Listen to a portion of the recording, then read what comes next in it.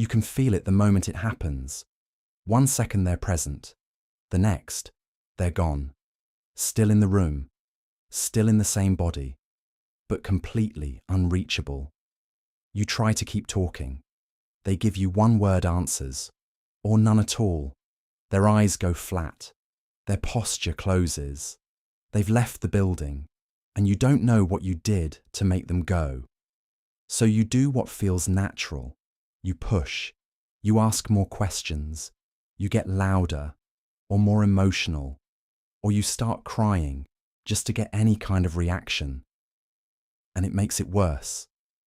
Every time. What you're watching is called emotional shutdown. And it is one of the most painful and misunderstood things that happens between two people who love each other.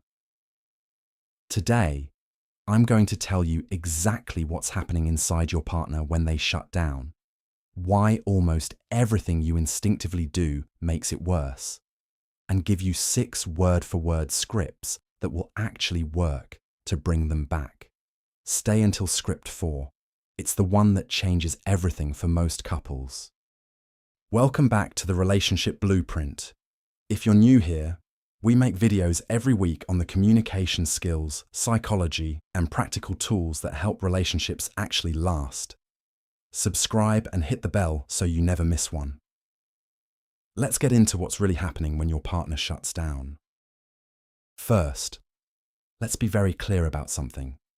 When your partner shuts down, they are not doing it to punish you. They are not being passive-aggressive. They are not winning a power struggle. What's actually happening is physiological.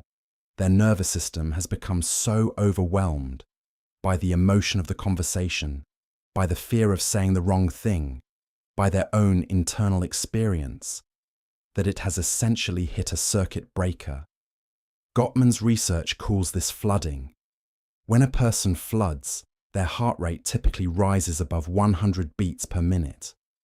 In that state, the brain's capacity to process emotion, choose words carefully, and stay present in a conversation, it shuts down. Not metaphorically, neurologically. The shutdown isn't a weapon, it's a withdrawal. The person has gone inward because the outside has become too much. Shutdown is the nervous system's emergency exit. It doesn't mean they don't care. It often means they care too much to handle it right now. Now here is the crucial part. Because the shutdown looks like coldness or rejection, the partner on the outside almost always responds in a way that makes the flooding worse. More pressure, more questions, more emotion, which makes the nervous system more overwhelmed, which deepens the shutdown. It's a loop, and you're about to learn how to break it. Shutdown happens most often in people with avoidant or fearful-avoidant attachment styles, though anyone can experience it under enough emotional pressure. For avoidant people, the nervous system learned early in life that emotional expression wasn't safe, that needs were burdens, that the best survival strategy was to go quiet, go inward, and wait for the storm to pass. Shutdown is not a choice, it's an old reflex. For anxiously attached partners, the ones on the outside, watching the shutdown happen, the silence reads as abandonment, which triggers their own nervous system, which makes them pursue harder, which makes the avoidant partner flood more. This is the infamous anxious-avoidant trap. It's one of the most common relationship dynamics in the world, and it's built from two people with different nervous systems doing exactly what they were wired to do, and accidentally making each other's fears come true. You're not wrong for wanting connection. They're not wrong for needing space. You're just speaking different nervous system languages. Here are 6 scripts, real phrases you can use, word for word, in the moments before, during, and after emotional shutdown. I've organized them by when to use them, because timing is everything here. Script 1. When you feel them starting to pull away, early warning. The moment. They haven't fully shut down yet. You can feel it coming. What most people say, "What's wrong? Why are you being like this? Talk to me." Why it backfires. This adds pressure at the exact moment their system is looking for an exit. It accelerates the shutdown rather than slowing it. Say this instead. "Hey, I notice you might be going somewhere right now. I'm not trying to push. I just want you to know I'm here and there's no rush." Why it works. You've named what you observe without accusing. You've removed pressure. You've signaled safety. This is the verbal equivalent of opening a door instead of knocking louder. Here is another variation. "I can feel this might be getting to be a lot. We can slow down or stop whenever you need to." Script 2. When they've already gone quiet, mid-shutdown. The moment they've gone silent. You're trying to keep the conversation alive, and it's not working. What most people say, "Fine, if you don't want to talk, then I guess we're done. I don't know why I even bother." Why it backfires. This triggers guilt, shame, and escalates their overwhelm, locking them deeper into shutdown while simultaneously damaging the safety of the relationship. Say this instead. "I'm going to stop pushing. I can see this isn't the right moment. I care about this conversation, so I'd rather wait until we can both actually be in it. Take the time you need." Why it works. This is a masterclass in non-abandonment.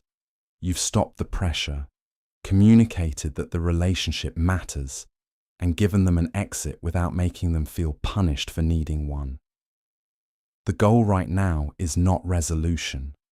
The goal is to keep the emotional door open. Resolution comes later, when their nervous system is back online. Script 3. When they say, "I'm fine," and you know they're not, the moment they've gone to the default shutdown phrase, you need to open a door without forcing one. What most people say, "You are not fine, I can tell. Just tell me what's going on." Why it backfires. Arguing with "I'm fine" makes you the enemy. Now they have to defend the statement instead of reconsidering it, and you've given them no way to walk it back with dignity. Say this instead. "Okay, I'll take that. And if fine changes to something else, I'm here. No pressure, no timeline. I just want you to know the door's open."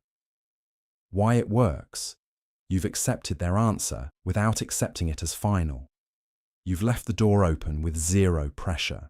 Most importantly, you've made it safe for them to come back, and they often do within the hour. Here is another variation if you're struggling. "I'm not going to push, but I want to say, whatever it is, it matters to me, whenever you're ready." Script 4. After the shutdown, reopening the conversation. The moment, time has passed. They seem more regulated. You want to try again, but carefully. What most people say, "Can we please talk about what happened? I need to understand what I did wrong." Why it backfires. What I did wrong centers your need for clarity over their readiness. It can feel like a demand dressed as an apology, and it reopens the conversation before checking whether they're actually back. Say this instead. "Hey, how are you feeling? No agenda. I'm not trying to get back into it.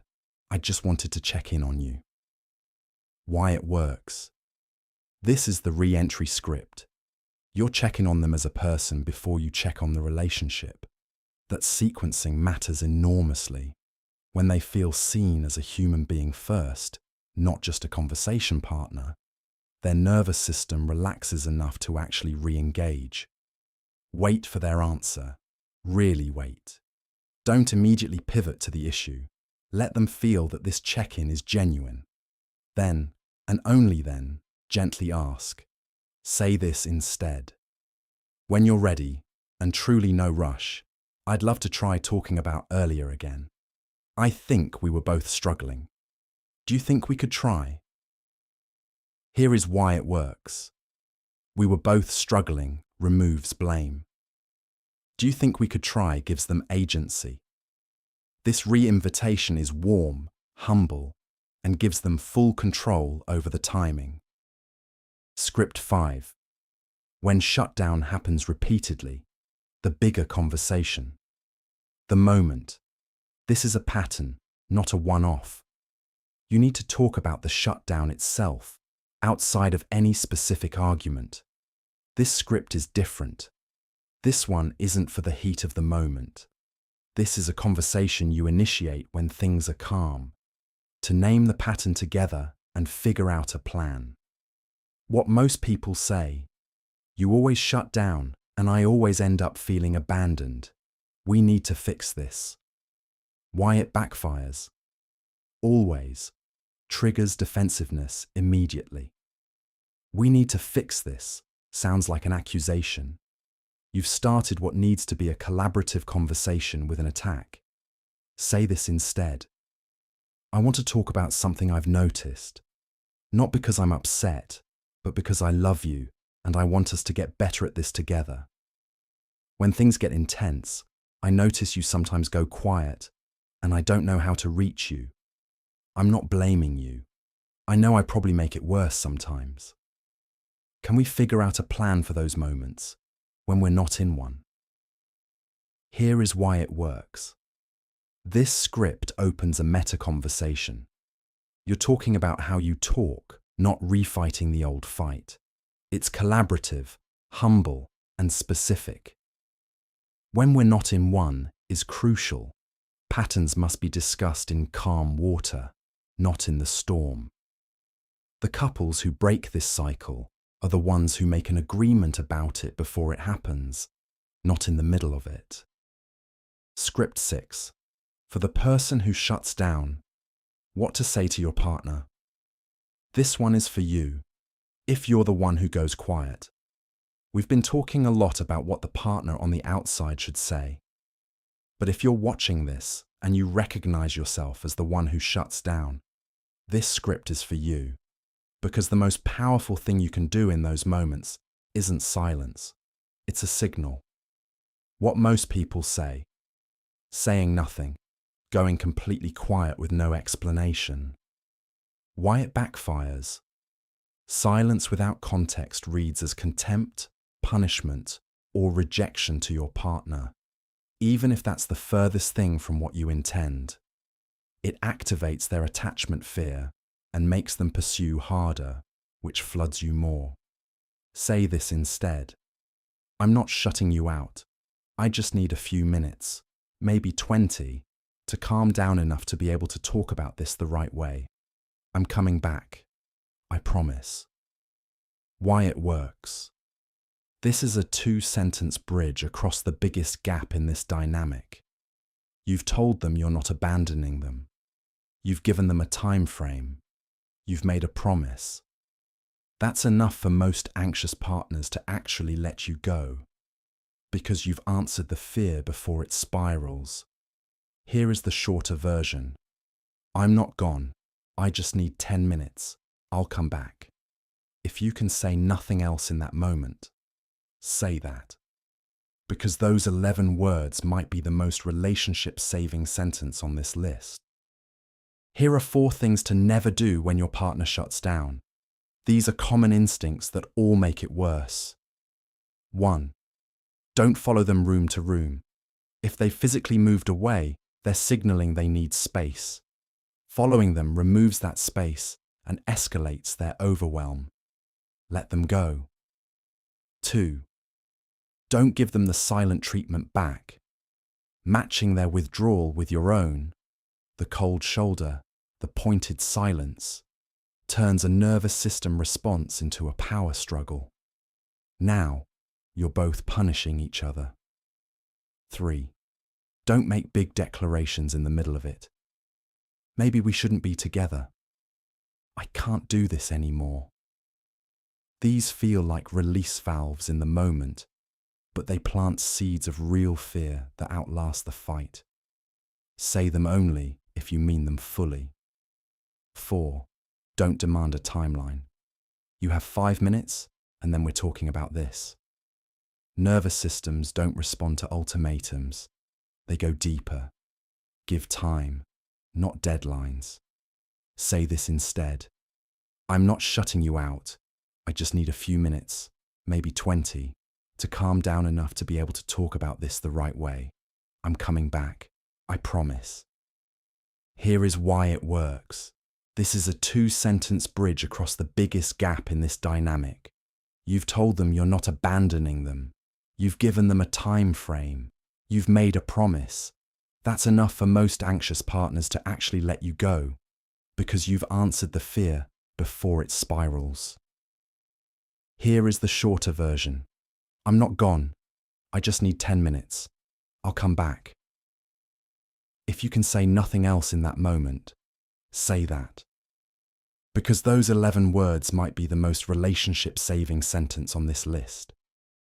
I've put all 6 scripts, plus 4 bonus phrases for avoidant partners, into a free PDF guide you can download right now. It's linked in the description. Print it, screenshot it, save it somewhere you can actually find it when you need it. Because trust me, the middle of a shutdown is not the time to be trying to remember what to say. Which script hit hardest for you? Drop the number in the comments, 1 through 6. And if you're the one who shuts down, let me know, because I'd love to make a video specifically for you next. Share this one. Seriously. If you know someone who is stuck in this cycle right now, watching it together might open a conversation that's been closed for a while. Next up, watch our video on why every conversation turns into a fight, and the one on attachment styles. Both are in the cards above, and they'll give you the full picture of what we talked about today. Subscribe to the Relationship Blueprint. New video every week. Great relationships aren't luck. They're a skill, and every skill can be learned. See you next week.